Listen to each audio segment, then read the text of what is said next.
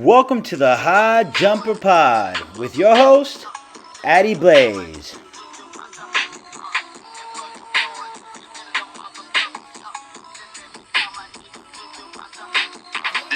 that shit that you like. Lillard, long range three, and it's good! 18 years in the association and counting.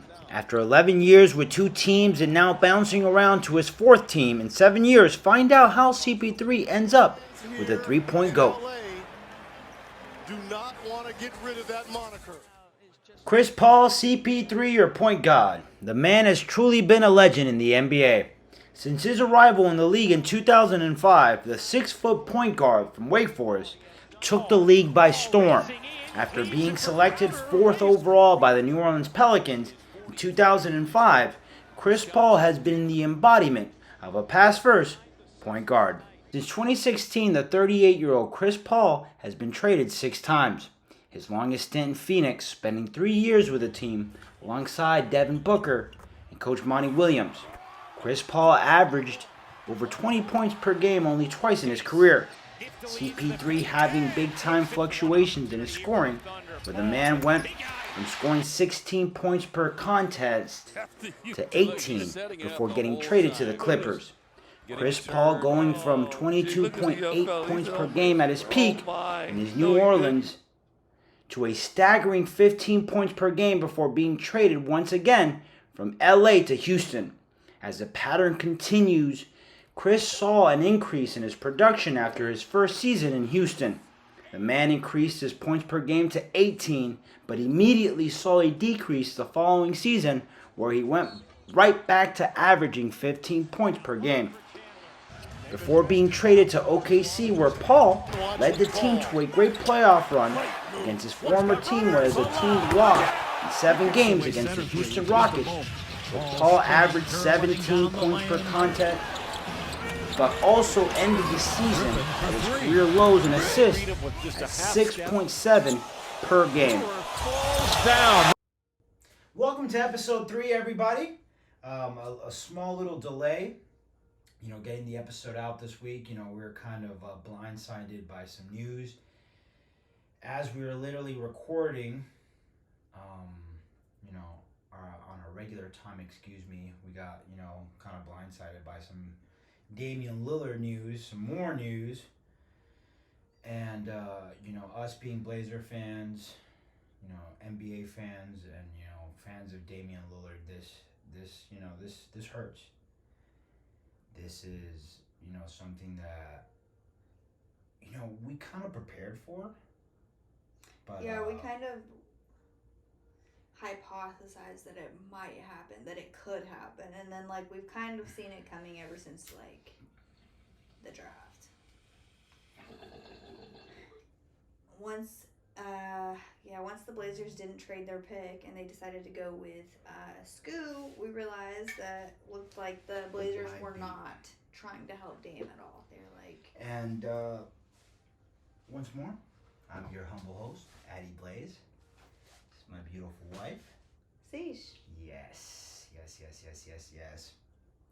we get to know you guys and you guys get to know us, we'll add a little, some spigots of who we are. Not just as entertainment hosts, hosts of the HighJumpaPod, but us as people. And there's a little spigot right there, Not just Alicia, but Sheesh. That's her little. Her little nickname that she's gone by, for a long, long time. But and if you guys want to see more of me, you guys can also catch me on my own podcast, Venus in the Sea, where I do a bunch of makeup tutorials. So I'd love to see you guys there. Absolutely. She's absolutely amazing at what she does. As you guys can see, super, super beautiful. If you want to kind of... get a closer look at what she's got going on, you guys could definitely check her out at her channel. But another little glance of who I am. I was born in San Francisco, California. And we've been basketball fans in my family, since I could remember. And Golden State, not very good in those 90s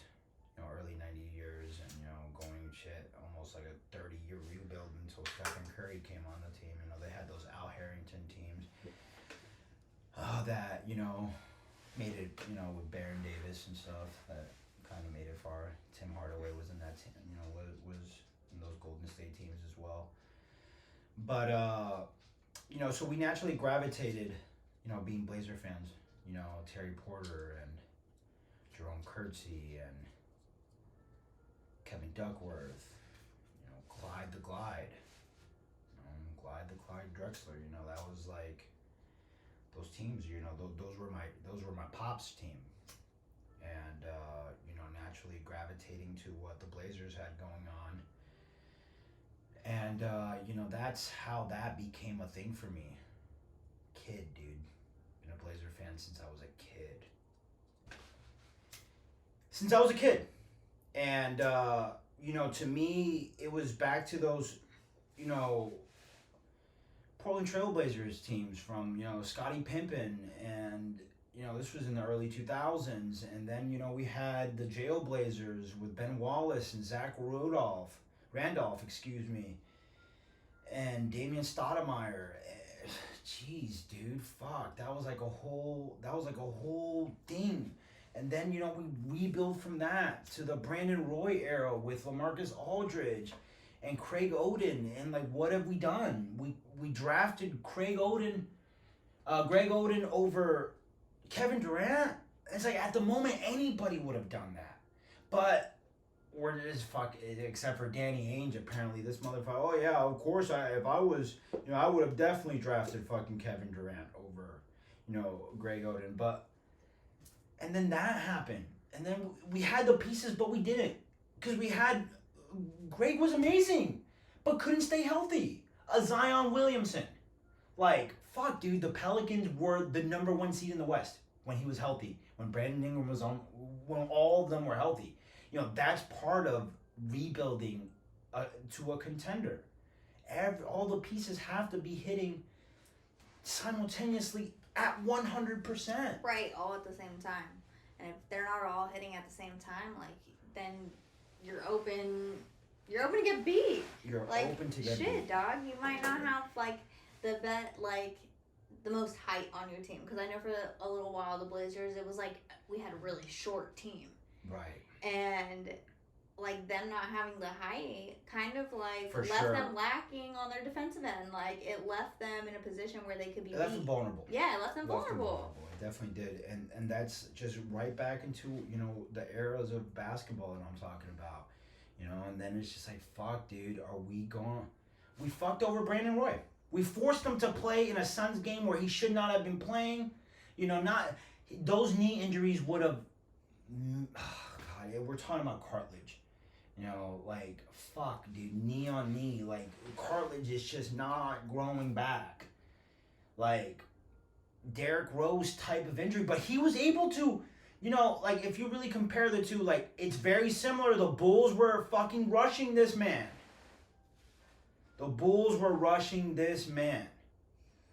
To come back. The same thing with Brandon Roy. But that's not what we're talking about today. We're talking about Damian today. For sure. But we're going in... I feel like you're going down a rabbit hole down this eras of basketball. But it's all connected because we fucked up Brandon Roy's career. The Rip City fan, the fucking Portland Trailblazer fan that cannot accept that is because you are living a fantasy. The Blazers fucked that up. Then he was traded to the Timberwolves. Never the same. Then we have the Damian Lillard era. Could Brandon Roy and Damian Lillard play in the same team? Absolutely, dude. We're talking about this man was drafted in 2007. And Damian Lillard was drafted in 2012. We're talking about, like, literally, if we would have done things right, this would have been the start of your, like, actual contract. Because, most rookie contracts go for about 4 years. At those times, I'm pretty sure that you could sign a rookie for a year or two. But if we're talking about just, like, the era of basketball that we are in right now, Brandon Roy would have been signing a max extension on a legitimate contract for the Portland Trailblazers after his 4-year contract as a rookie would have been put up. Like, You're talking about Brandon Roy at the 2 and Damian Lillard at the 1, dude. That is a totally different, but we fucked that up with Brandon Roy. So now we're rebuilding again. Now we're the greatest Portland trailblazer of all time. It's not Brandon Roy. It's not Clyde Drexler. It's not Terry Porter. It's not fucking, Jesus, I am blanking on his name. Bill Walton. It's none of these guys. It is Damian fucking Lillard, dude. Yeah, you know, he hasn't made it to the finals. But can we all agree that that Chauncey Billups and Terry Stotts are not a Rick Edelman, just on the coaching aspect?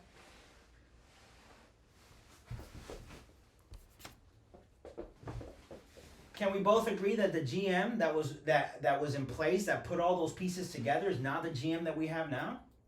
Neil O'Shea either, because we have 2 GMs, 2 coaches in the Dame era. Like that's what we're forgetting. And then there was actually another GM that actually drafted Dame. It wasn't Neil O'Shea. Like that's what we're forgetting. Like Neil O'Shea's most prized possession was C.J. McCollum. And right here we have the same situation with this dirtbag fucking Joe Cronin, because that's what he is. He's a fucking dirtbag, dude. There's this huge narrative that Dame isn't as loyal as he says he is. Dame has given his best years to the Portland Trailblazers. From like an aspect. So for them to say like that he's not loyal, like he has given his best years. He has been on that team when that team was down and out. Like when he literally had nobody. When it was just him. He's never had anybody. And it's also like when they win, he gets blamed. When they lose, he gets blamed. It's like he has to carry the whole team all of the time. Win or lose, man. Win or lose. And it shouldn't be that way. He should be able to get some help. Abso-fucking-lutely. So for people to say that he's not loyal, okay. Let's share a moment of joy here real quick. You know. What's name a couple. Just moments of joy. Watching Damian Lillard, maybe it wasn't even playing basketball, listening to his music. Like, just as a fan of the man in general.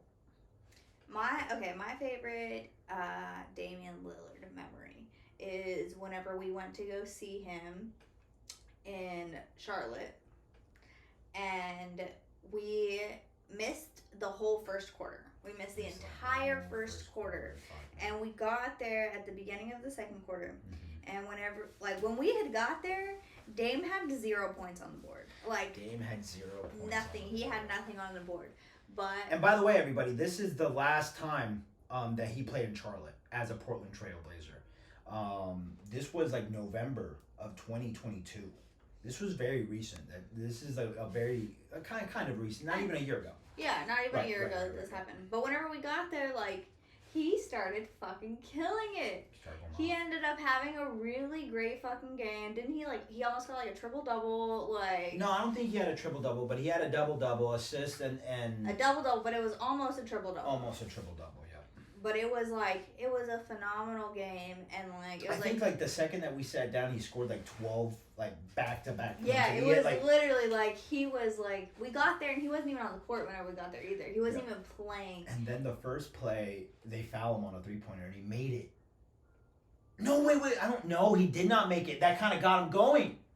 Wait, or did he make it? Jesus Christ, I can't remember. You know my memory but that's what happened. Fantastic. He either made the three and went to the line, or he went to the line and just threw 3 free throws. Yeah. And that I do remember that kind of got him kickstarted and I want to say that he made the 3, and it was almost immediately as we sat down.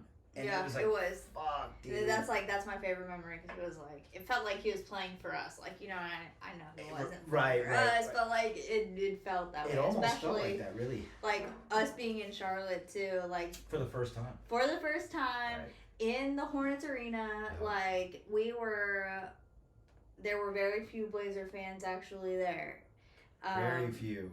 So, like, few. being one of the few Blazer fans that were there, us being all decked out in our Blazer gear, and then, like, you know, it really just, it felt like he was playing for us. He was like, yeah, those Blazer fans up there, that's who I'm doing it for. Right. And for me, it's so hard. There's so many moments. Like, you know, I've seen both of his buzzer beaters.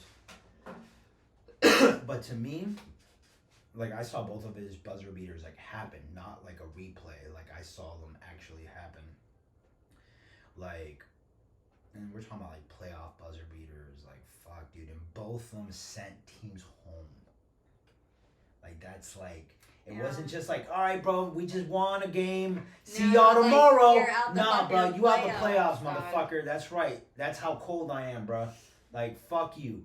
And I saw that. But nah, bro, it was at 55-10 against Denver, bro. That moment, bro. Man, dog. And as y'all can see right here, you know, I support the fucking Denver Nuggets. I'm a fucking Portland trailblazer at heart. I will always be, with or without Damian Lillard. Am I disgusted by this fucking disgusting fucking front office? Yes. But will I abandon my team? No. Do I support the Denver Nuggets because my first basketball game of ever was in Denver, and you can't help but support good men like Nikola Jokic and Jamal Murray and Mike Malone? Like, come on, man. I'm a human being. You know, in the end of the day, I can support whatever I want. But this is just the reality of what I'm speaking. It was that Denver Nuggets game. It was game 5 at Denver. Josh was at the game, good friend of mine, which he will be on an episode of the podcast here soon. So you guys will be able to meet him personally. But Josh was at the game. Me and him were talking shit. And it was just one of those games where the Nuggets are fucking us up, dude. Oh my God, the Nuggets are fucking us up. We're not doing shit right. Norman Powell disappeared. Robert Covington disappeared. Fuck, dude. Nurkic couldn't stay on the goddamn court. It was fucking annoying. It was foul after foul after foul after foul. It was like a snowball effect. Like, one foul, and then, like, within... Like, he'd go, like, 15, 20 minutes without a foul. And then within, like, 3 minutes, he'd get 3 in a row. Like, it was... What the fuck, dude? It was so fucking frustrating, and dude, my fucking boy, dog. My fucking boy. You weren't even paying attention to that game until like the very, very last little bit. And it was shot after shot after shot after shot. My boy had like 20 or 25 at the fucking half. He's like the only one, man. And then it's just like, oh, well, you know, Nuggets are like, oh, well, you know, this game's pretty much over. You know, all we got to do is just do what we're doing. I'll let Dame gets his shit. Like, you know, we'll just shut off everybody else. And, bro, it was, that wasn't, what? Okay, watch this.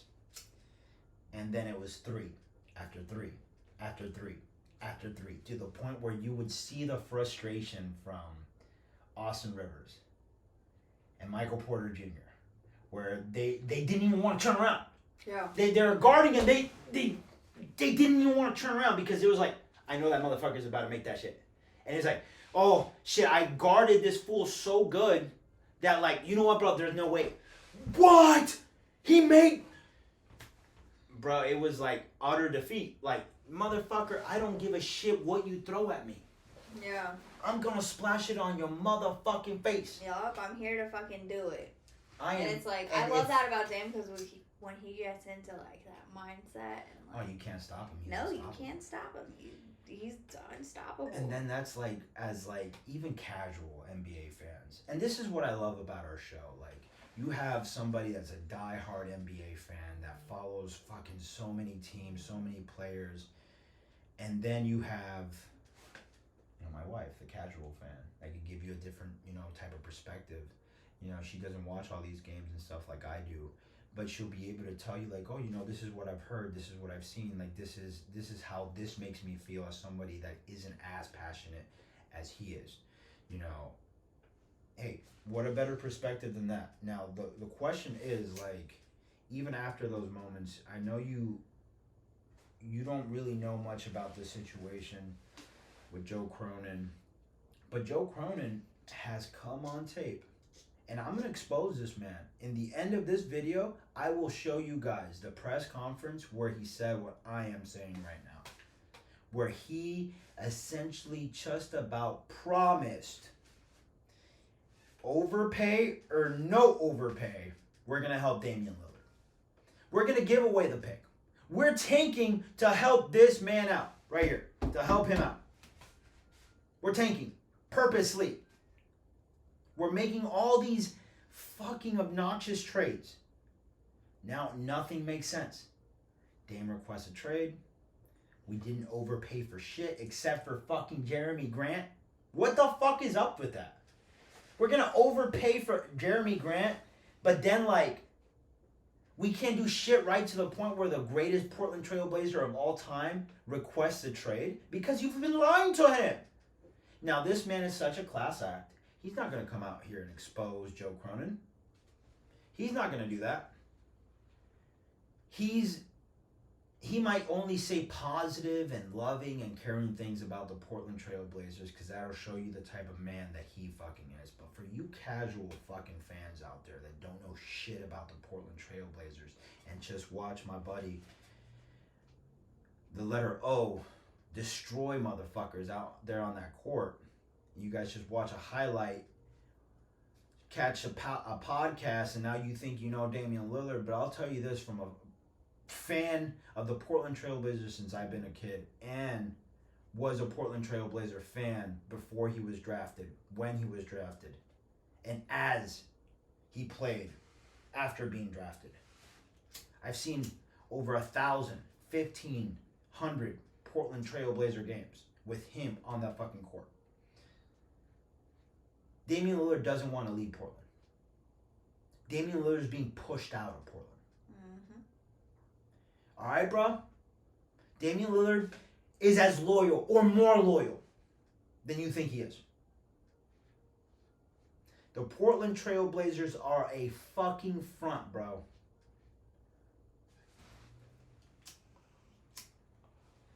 How can we want to kick Damian out? We just paid him $60 million. We're about to.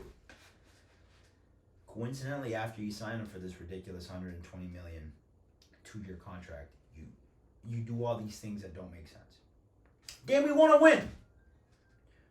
But we're not doing anything to help you. Instead of bringing in James Wiseman, that could have been a more enticing trade, we settled for Cam Reddish, Kevin Knox, and Matisse Thybulle on a Gary Payton and Josh Hart trade. Do you think those are moves that a franchise makes when they want to win? No, but we're gonna keep on believing you. Maybe he's just accumulating assets. Like he's told us since he got fleeced on the Robert Covington, Norman Powell trade. So since this rebuild has started, all we have accumulated is Jeremy Grant and young assets. Like Scoot Henderson, like my wife was speaking about earlier, and a Shaedon Sharp. When you have a franchise centerpiece. And Anthony, too. And Anthony, but Anthony's been on the team for a couple years now. That is a Neil O'Shea draft. Yeah, he's been on the team for a couple years, but he's still young. He's still young, it's for another sure. example But of now being young. this is the thing. This fucking asshole is trying to fucking say that Anthony ain't worth shit. Dame has basically. And no team wants Anthony and Scoot Henderson, which is fucking nuts to me, dog. That's like, right here, bro. I'm gifting you a backcourt. That's literally Scoot Henderson at the point. One of the best catch and shoot 3-pointers in the league. Anthony Simons. Right here, I'm packaging. Right here, bro. I got the feature. Yeah. But this is what's hard for Joe Cronin because Joe Cronin sees that. Oh, he's like, oh, bro, all right, bet. You're not going to value this the way it should be valued? I do. I'm just going to keep on fucking lying because I'm a nice guy. Nice guys can't lie, you know? That's the narrative, dude. Portland Trailblazer fans are still fucking talking about justifying what Joe Cronin has done. Like it's Neil O'Shea's fault that he can't trade the third pick. Like it's Neil O'Shea's fault that while Norman Powell was having the best statistical year of his career, it's Neil O'Shea's fault that Joe Cronin couldn't trade him right. It's Neil O'Shea's fault that even though the New Orleans Pelicans wanted C.J. McCollum, it's Neil O'Shea's fault that Joe Cronin was only able to get Josh Hart for C.J. McCollum. A career 20 points per game player. Those are all Neil O'Shea's fault. This nice guy, Joe Cronin, how could he, dude? He had to have done all these things.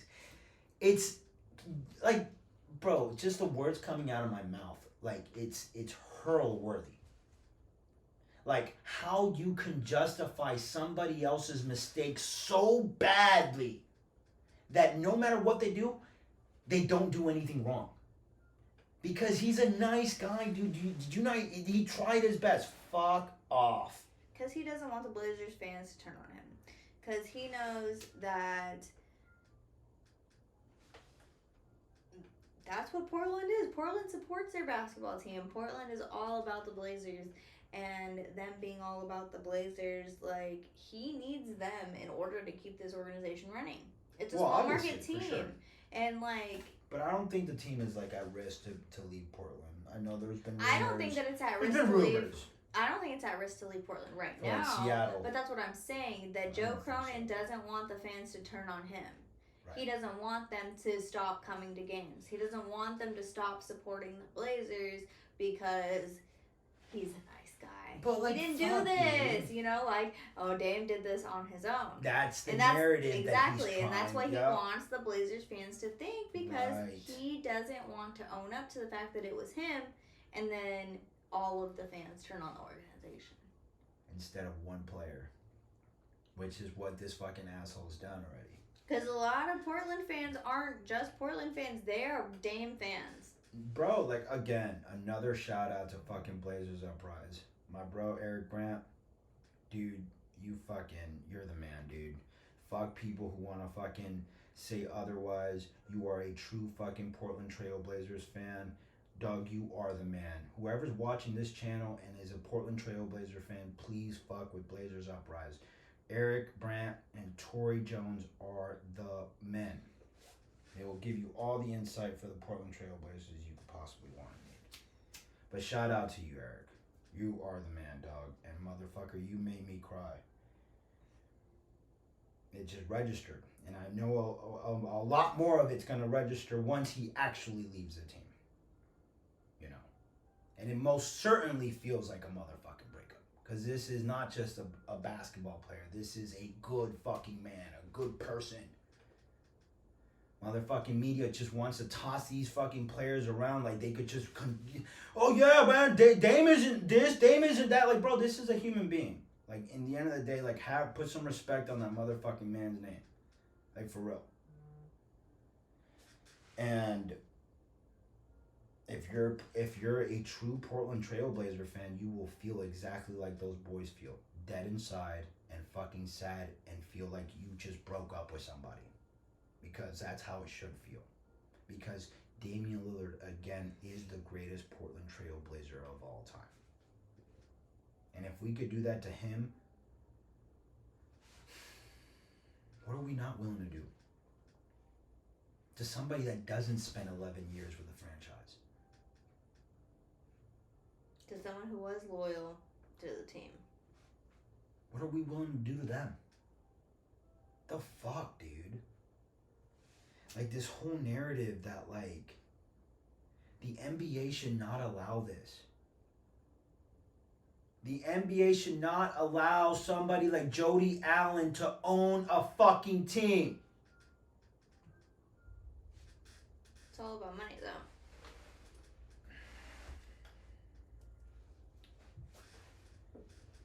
And that's why a lot of this is happening. But a lot of you fucking casual fans won't fucking know that. Damian Lillard does not want to leave Portland. He is being forced out.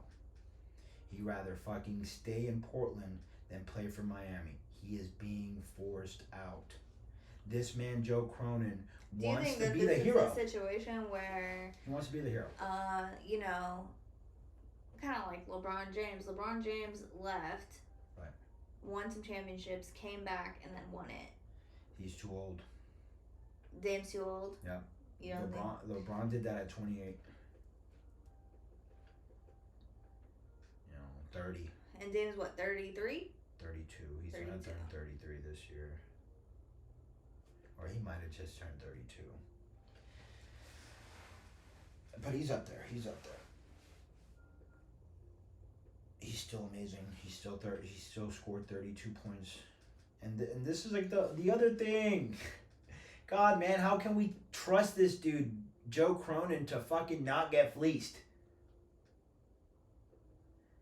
Like, again, anything under 5 first-round picks, you got fleeced.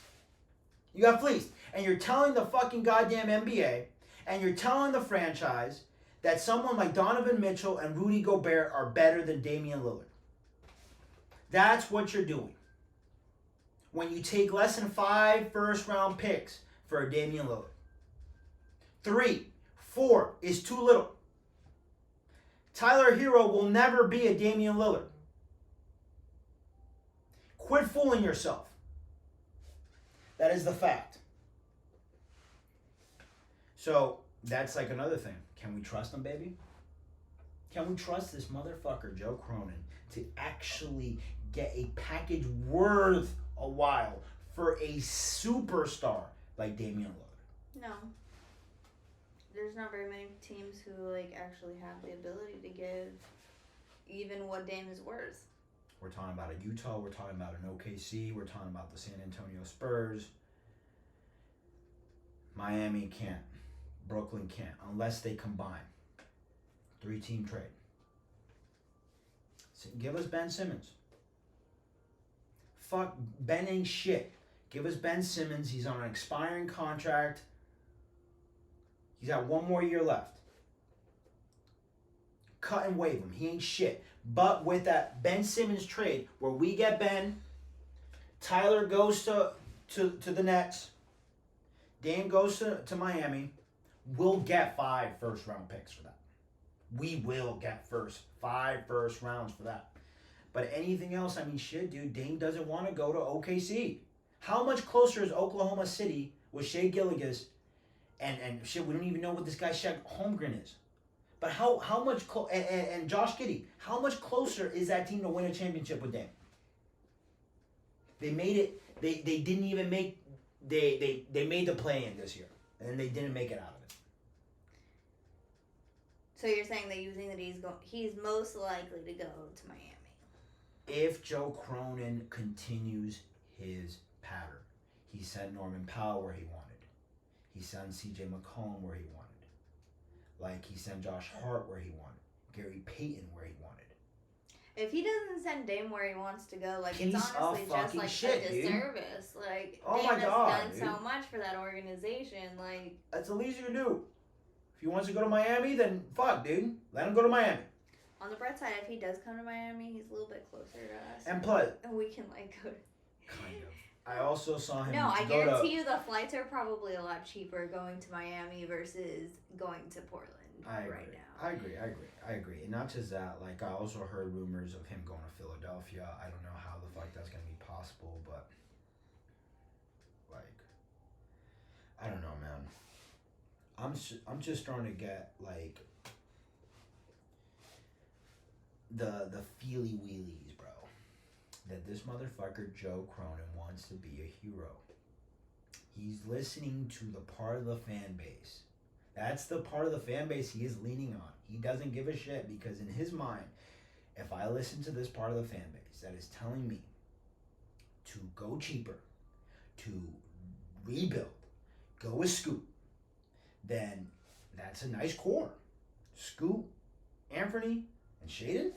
Wow, that's a pretty fucking solid core. Okay, now we add Chris Murphy. I didn't trade that pick. I got Chris Murphy. There we go. We basically got our fucking starting 5 right there. Now we add another fucking center here and there, nice. In 3 years, we could compete.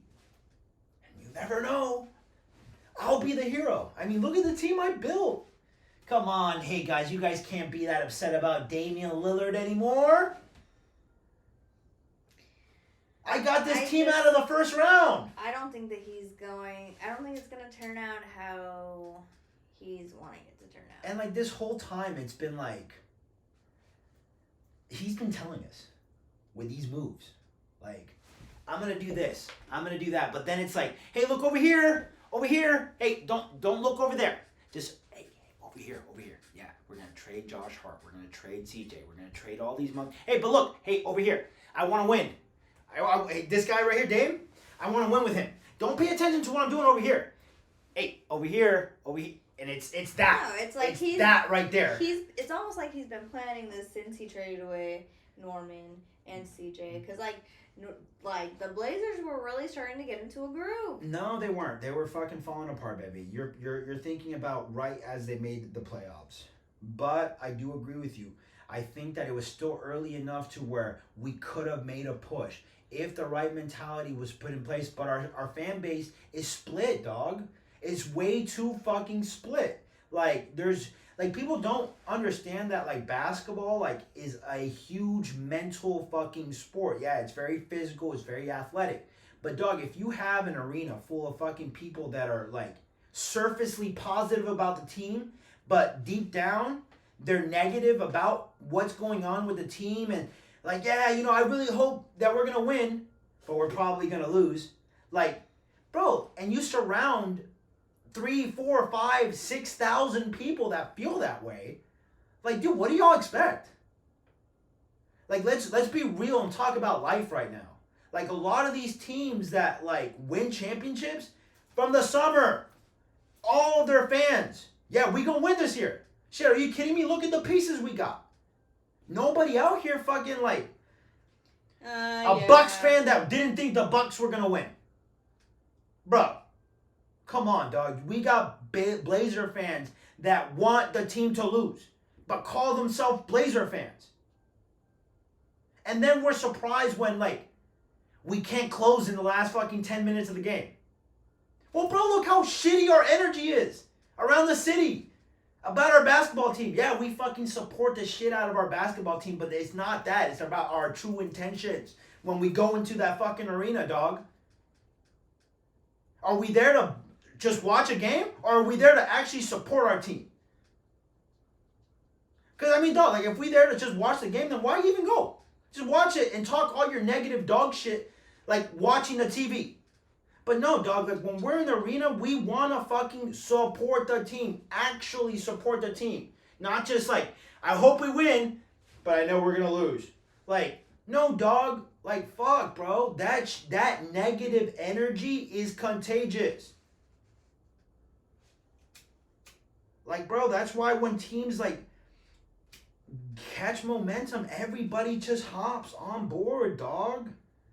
And, like, I guarantee you, that's part of what's going on with Dame. He don't feel like y'all are loyal to him the way he is to y'all. Imagine you go on fucking Facebook and you're fucking... Everybody's talking about trade Dame. I'm good on that. Like, and then he's like, oh, no, these are probably Laker fans or Philadelphia 76ers fans.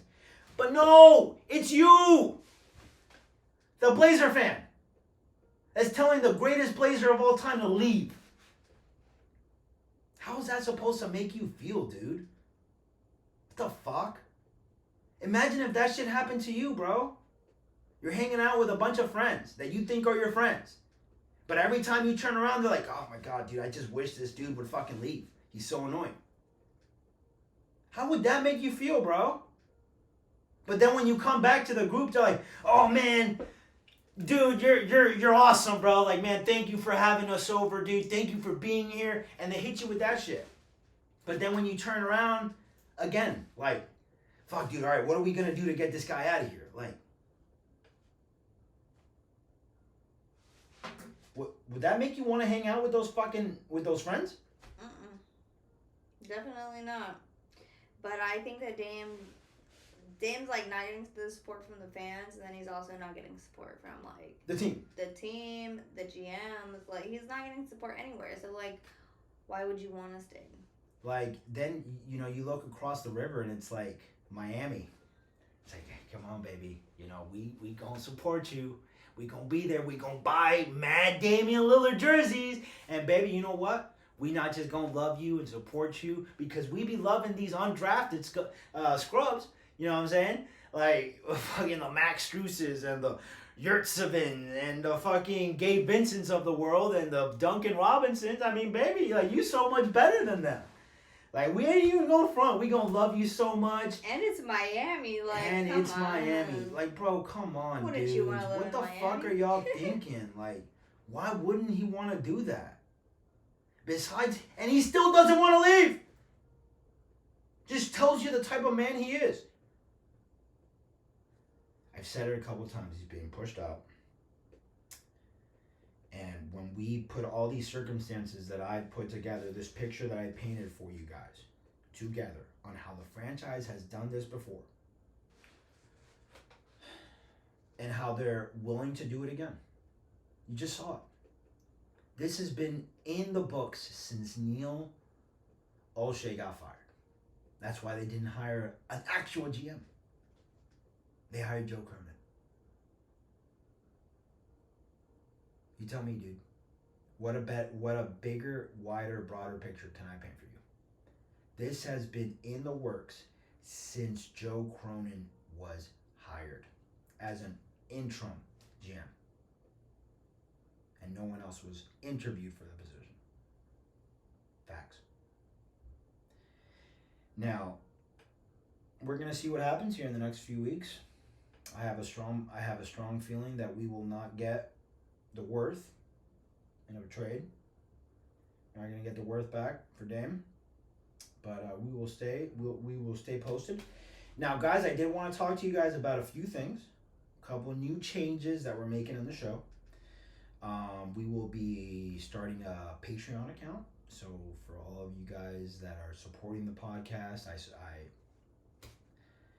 am so grateful to have you guys as supporters of the podcast. We will be opening that Patreon account where we will be, some extra little nuggets in there for you guys.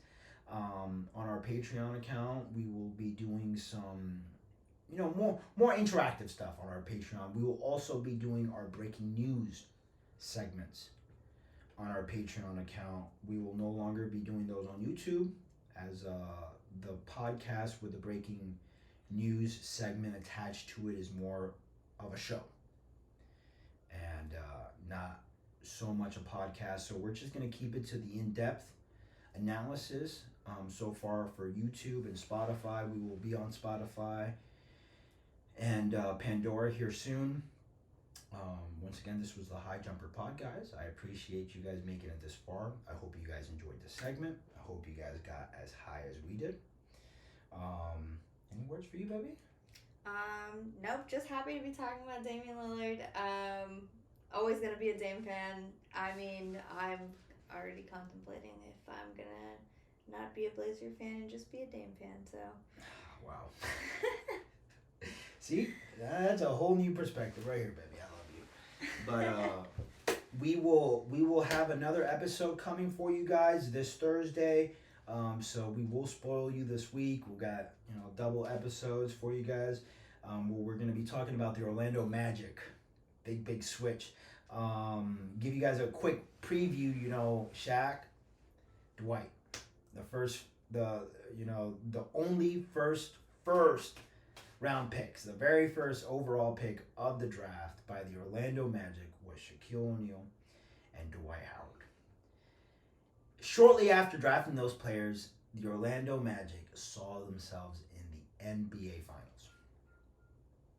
Can the pattern continue? I will also be leaving you guys a quick snippet of our last breaking news segment where I talk about a very, very crazy Chris Paul pattern that I hope you guys noticed in the breaking news segment today. But that will be the last one that you guys will be receiving unless you guys subscribe to our podcast on Patreon. But I love y'all. I hope y'all enjoyed. See y'all soon. See ya.